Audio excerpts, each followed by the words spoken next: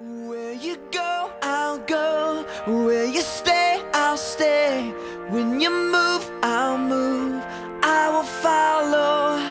Hi, Pastor Pamela here with Christ Life Ministries, coming to you to talk to you about some exciting things we have coming up this spring and summer. We're going to be hosting Victory Sports Camps. Yes, I said sports camp, like baseball. We love baseball and many other sports. And we would like to come to you to see if you'd like to get involved with us this spring and summer. We're looking for volunteers, we're looking for prayer partners, and we're looking for financial sponsors. Would you like to be a sponsor? Would you like to be a volunteer? Would you like to be a prayer partner? We'd love to have you. The sports camps will be May 12th through the 16th in Owsley County, Kentucky. Owsley County, Kentucky is in our hearts for such a long time. This will be our 11th trip to Owsley County. And our first trip up there, the people just created a family in our hearts. And we go up there at least a couple of times a year now. Owsley County, if you check out the stats on the internet, is the #1 most impoverished county in the United States according to the 2010 census. The Huffington Report also did a report on them talking about how impoverished it was. There are children there and adults that seem to have stepped back in time in some ways.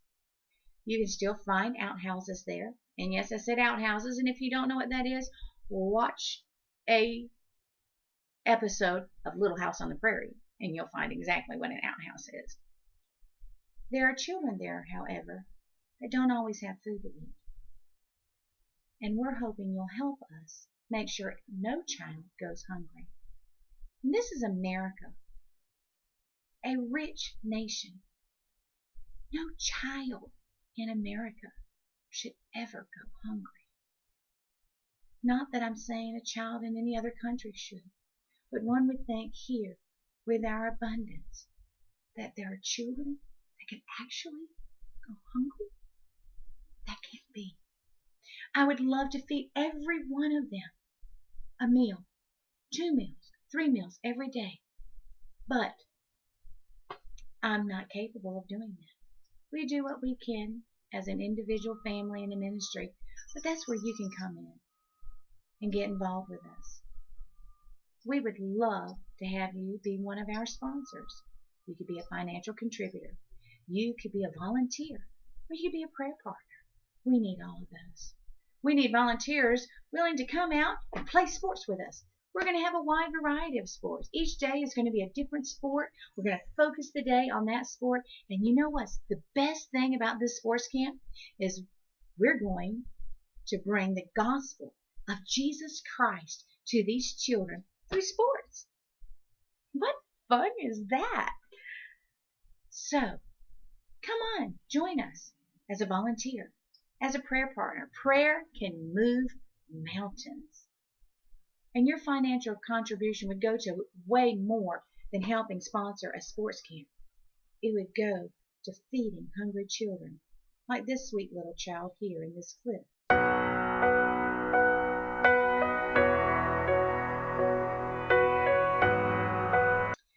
We got introduced to this sweet child on our first trip to Owsley County. She's so cute, isn't she? Our first trip to Kentucky was a real eye-opener of the tremendous need in so many areas that's needed in the Appalachian Mountain areas. I'm going to tell you one story about a little girl, and I'm going to change her name, and I'm going to call her Heidi. And Heidi is 9 years old. And she's just as cute as she can be. And she had fun all week in our vacation Bible school. Well, at the end of the week, all the children got a box of food. We wanted to make sure that we sent them home with a case of food that was probably like a 14 by 8 size case of food. And my husband was the van driver, along with the local minister there. And they took little Heidi home. And all the way there, Heidi was scared, like some kids are. And if you have ever worked with kids, you know that when some kids are feeling nervous or excited, they start to talk a lot. And you can find out a whole lot about them because they're so nervous that they just can't stop talking. Well, this was Heidi's situation. Heidi just talked and talked and talked. And before my husband got to Heidi's house, he had found out that she was really embarrassed of her home. That it wasn't a very nice home, at least not from the outside, as one would see. She was really embarrassed because she had an outhouse. And yes, I said an outhouse. And she was poor. And so she was just really, really embarrassed for Mr. Jerry to see where she lived because of, I guess she just assumed that Mr. Jerry might be rich or something like that, although we're not. So anyway, so my husband and the local minister get to Heidi's house, and he sees a wood particle square house, small house.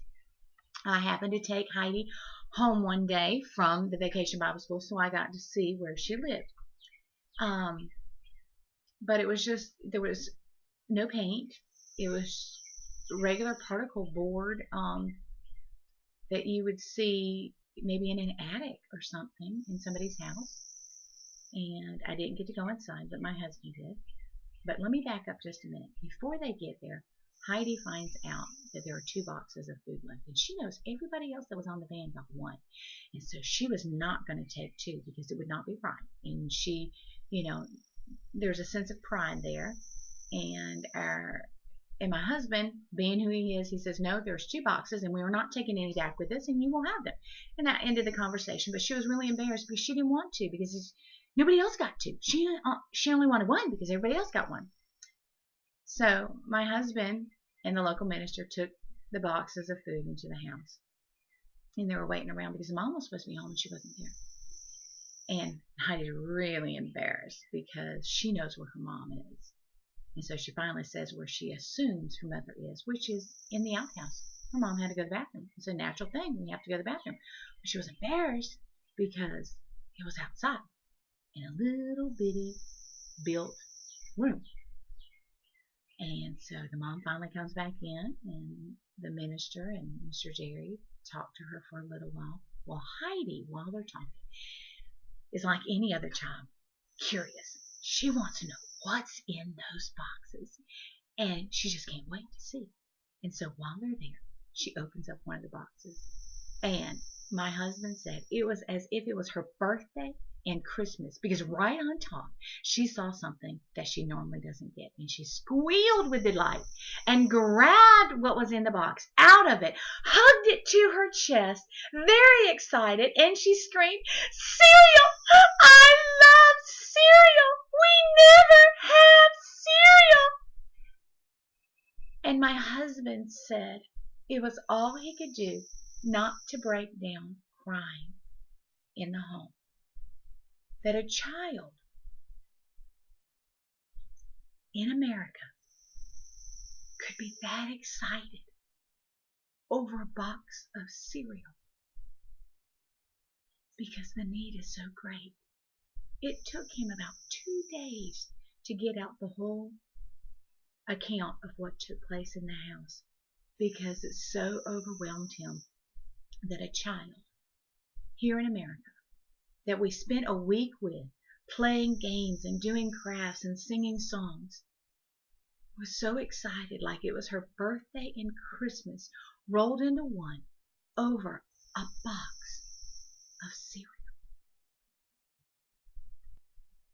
Please don't let any child go hungry. We'll also be in Kannapolis, North Carolina, June 16th through 20th. So if you can't join us as a physical volunteer for the May trip, how about the June trip? We'd love to have you. We don't turn anybody away, at least not yet. We haven't ever turned anybody away. And we would love your hands to help us show these people in impoverished and rural areas that they haven't been forgotten, that they're not unwanted, and they're not unloved. Reach out with your hand, with mine, and help a child know that they're loved. Where you go, I'll go. Where you